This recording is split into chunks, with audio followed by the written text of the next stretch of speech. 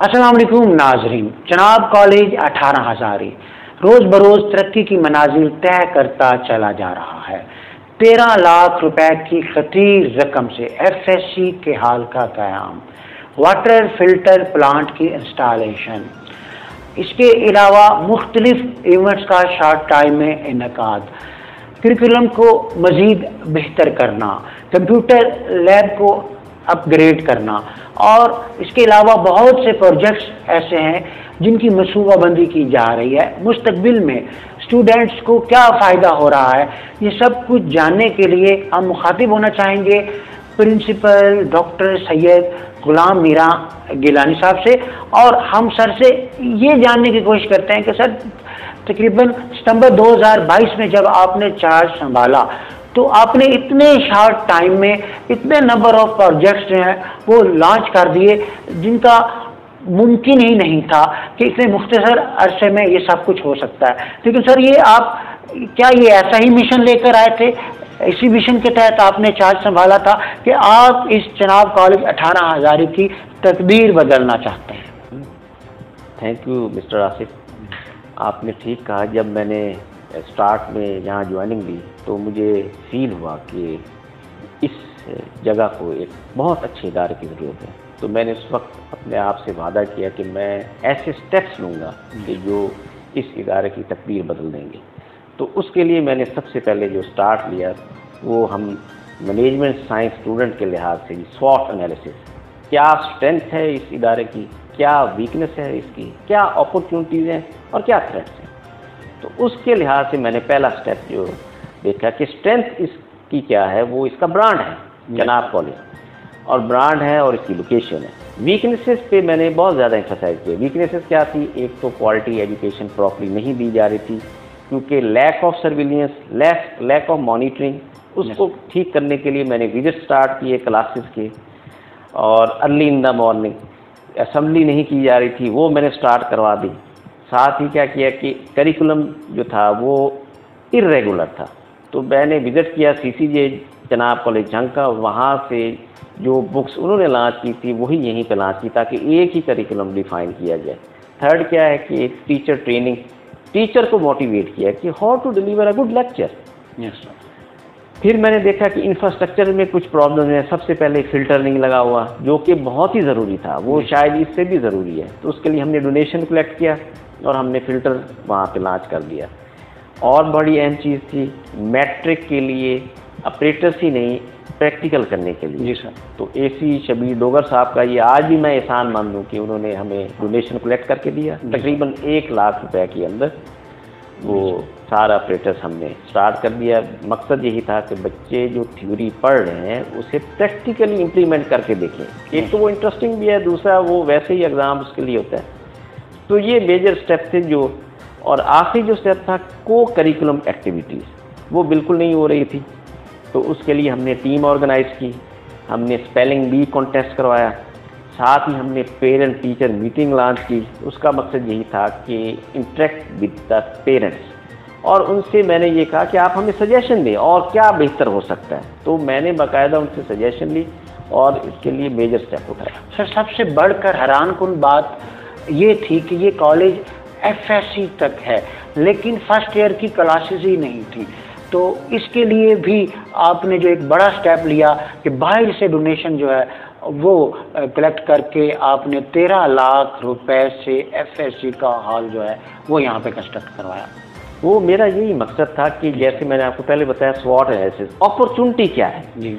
अब देखें यहाँ पे भी स्कूल लॉन्च हो चुके हैं जी, और इसे तकरीबन 2016 में लॉन्च हुआ है, तो 5-6 साल तो हो ही चुके हैं। तो हमने यही सोचा कि हमारी फीमेल जो बच्चे हैं वो इस शहर से दूसरे शहर में जाना पड़ता है, तो मेन मकसद ये था कि उन्हें यूटिलाइज़ किया जाए। साथ ही मेल स्टूडेंट्स भी थे, तो उसके लिए मैंने डोनेशन कलेक्ट किया। अल्लाह की मदद से हमें डोनेशन मिला। हमने 2 माह की शॉर्ट पीरियड ऑफ टाइम के अंदर ये हमने लॉन्च कर दिया। उसके बाद मेन आता था कि टीचर कहाँ से हायर किए जाएँ। कुछ हायरिंग पहले ही एडवांस इन दिसंबर के अंदर मेरिट बेस पे पहले भी हो चुकी थी। फिर उन टीचर्स के हमने इंटरव्यू लिए कि वो इंटरमीडिएट पढ़ा भी सकते हैं या नहीं। बेस्ट टीचर हमने सेलेक्ट किए और हमने 2 मई से समर कैंप स्टार्ट कर दिया जी सर। फर्स्ट ईयर का। अब यहाँ पे FSC, medical, pre engineering, FAIT वो हमने लॉन्च कर दिए। तो इंशाल्लाह नेक्स्ट ईयर हमारी सेकेंड ईयर भी आ जाएगी। चनाब कॉलेज 18 हज़ारी में समर कैंप का आगाज़ कर दिया गया है। फर्स्ट ईयर की क्लासेस जो हैं वो समर कैंप की जो है वो लॉन्च कर दी गई हैं। हमारी फैकल्टी जो है वो जोश व खरोश के साथ ICS फर्स्ट ईयर क्लासेस को जो है वो पढ़ा रही है। इसलिए आज हमने यहाँ पे केक कटिंग सेरेमनी का भी इनेकाद किया है।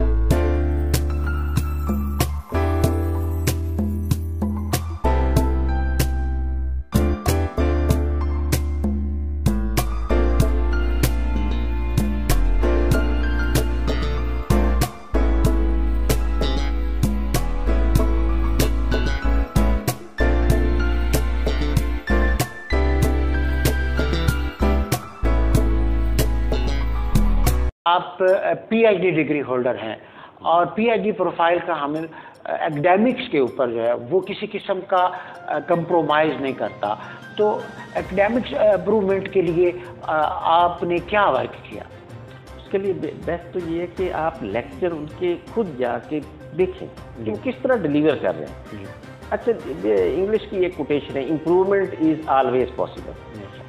तो स्टार्ट जैसे मैं आया था तो मैंने एक टीचर का लेक्चर अटेंड किया। उसमें से मैंने उसे इंडिकेट किया कि तुम कहाँ से, तुम्हारे अंदर कुछ फ्लॉज है, तुम्हें इम्प्रूव करना, ख़ास तौर पे छोटी क्लासेस, क्लास 1 से, बल्कि नर्सरी से लेके क्लास 5 तक जी उनको रैंडमली विजिट किया। अब हम फर्दर क्या करें कि हमारे पास आ गई हैं समर वेकेशन, तो उनकी स्पेशल ट्रेनिंग की जाएगी सारे टीचरों की, चाहे छोटी क्लासेज हैं या मिडल, मैट्रिक, FSC, इन सारों की ट्रेनिंग होगी। ट्रेनिंग से इंसान और ज़्यादा पॉलिश होता है। देखिए, एक है नॉलेज, एक है नॉलेज डिलीवर करना। जी सर। नॉलेज होना बाकी बहुत ज़रूरी है टीचर के लिए, लेकिन डिलीवर करने के लिए, जैसे लेक्चर डिलीवर किया जाता है, उसके लिए आपको स्किल चाहिए। प्रेजेंटेशन स्किल बहुत अच्छी होनी चाहिए। फिर उसके बाद उसका कॉन्सेप्ट क्लियर होना चाहिए ताकि वो, और थर्ड जो आजकल बहुत इंपॉर्टेंट है, eye to eye contact with the students. Yes sir. क्योंकि ये नेक्स्ट जनरेशन है और ये चाहती है कि हमें इन्वॉल्व किया जाए। जी सर। तो उसकी स्पेशल ट्रेनिंग होती है। जी,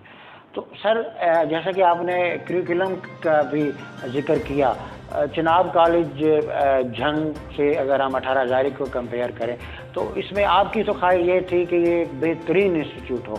तो सर इसमें डिसिप्लिन का जो है वो बड़ा दारोमदार है।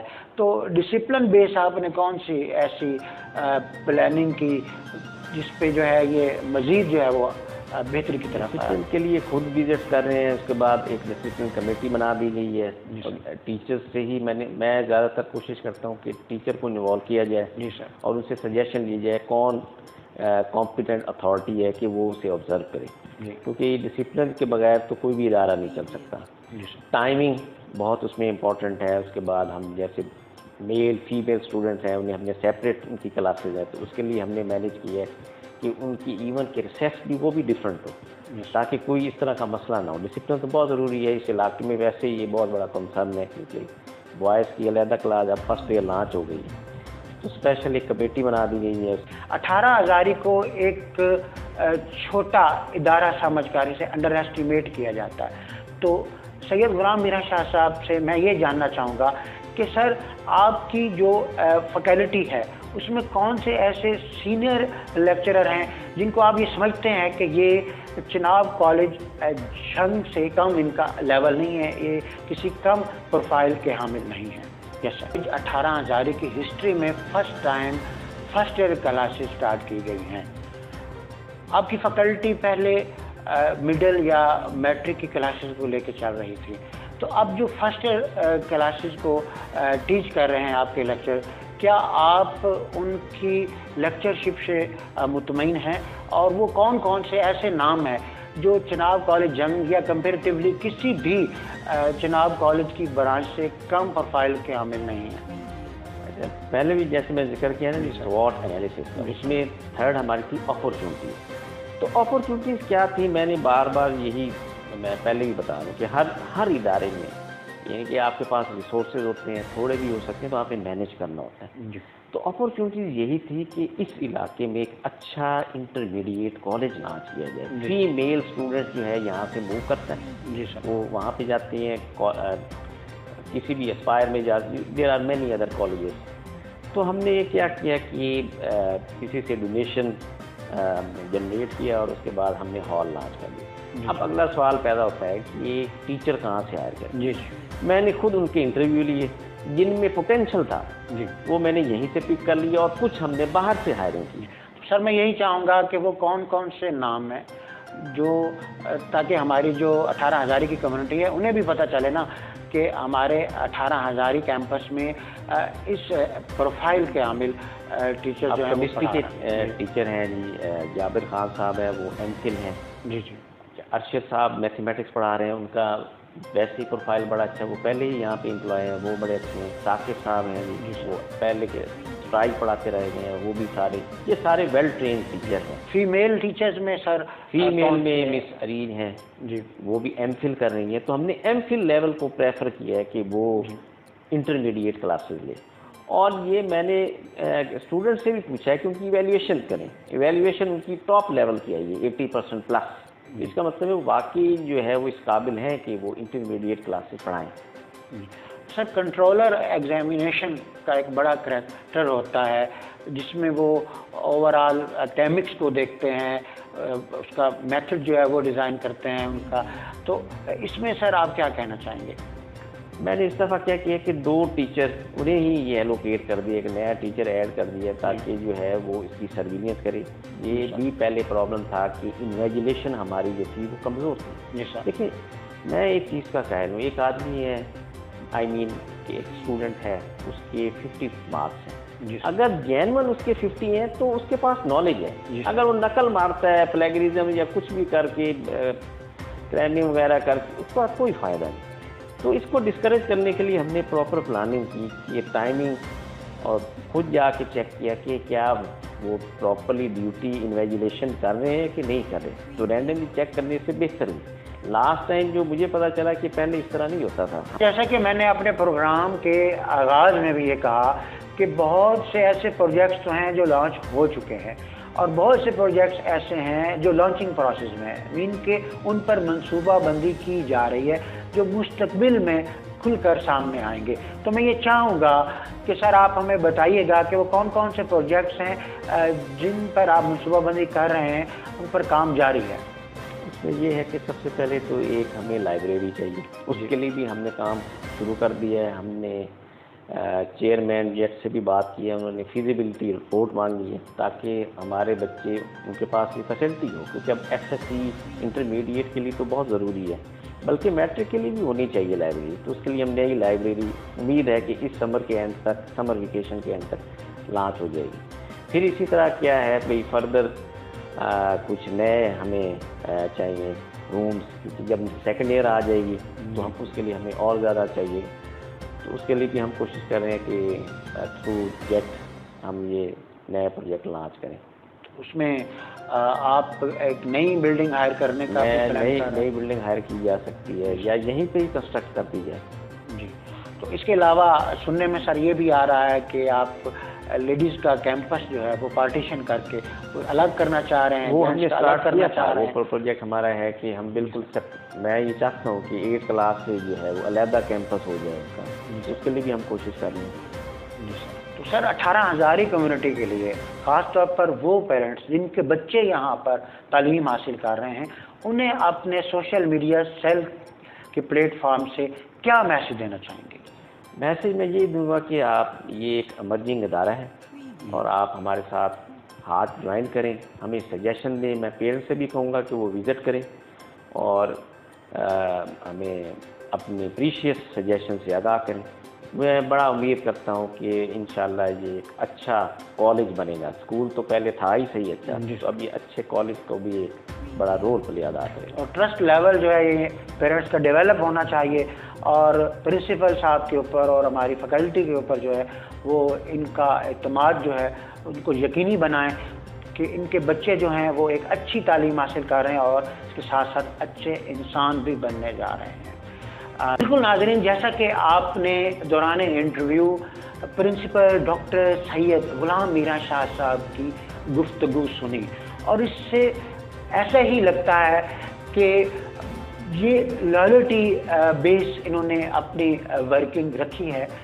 डॉक्टर सैयद गुलाम मीरा शाह साहब ने नहायत ही दयानतदारी से अपने फ़राइज़ सर अंजाम दिए और इनके अंदर लॉयल्टी का अंसर जो है वो आपको बाखूबी नज़र आता है कि इन्होंने किस तरह इसे अपना घर समझकर इस कॉलेज को अपने तौर पर एक पर्सनल इंटरेस्ट के तहत इन्होंने कॉलेज की बेहतरी चाही और अपने ड्यूटी आवर्स में इन्होंने हर एक चीज़ को अपग्रेड किया और बजट की कमी के बावजूद इन्होंने आउटडोर मुख्तलिफ मुखैर हजरात से बजट कलेक्ट करके इन्होंने वो प्रोजेक्ट लॉन्च किए जो हमारे स्टूडेंट्स की बेसिक नीड्स थी। इसीलिए डॉक्टर अल्लामा इकबाल कहते हैं कि ए ताहिर ला होती इस रिच से मौत अच्छी, ए ताहिर ला होती इस रिच से मौत अच्छी, जिस रिच में आती हो परवाज में कोताही। इन्हीं अल्फाज के साथ हमें इजाज़त दीजिए। अल्लाह के बाद।